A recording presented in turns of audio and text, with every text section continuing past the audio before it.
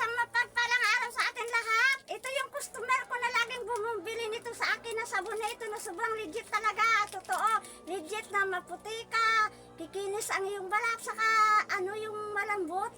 Sinasabi niya na madulas daw yung balat kapag nagamit daw ito. Talagang totoo ay legit.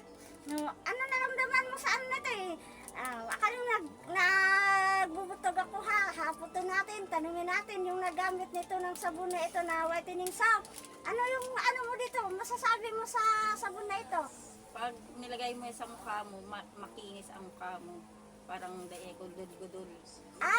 Makinis daw sa mukha. Yung hindi siya matigas-tigas na parang malambot daw si balat ang sabi niya. Ibig niya sabihin, malambot yung katawan at saka madulas. Naku, sa may mga problema sa skin dyan, nakita niyo, ito yung customer ko na laging nagpapa-order nito ng whitening soap na ito na talagang totoo, makinis, puputi ka at malambot ang iyong balat. Kung gusto mo nito na klaseng sabon, ang lens nito ilagay ko dyan sa yellow basket ko para makabili ka din. God bless!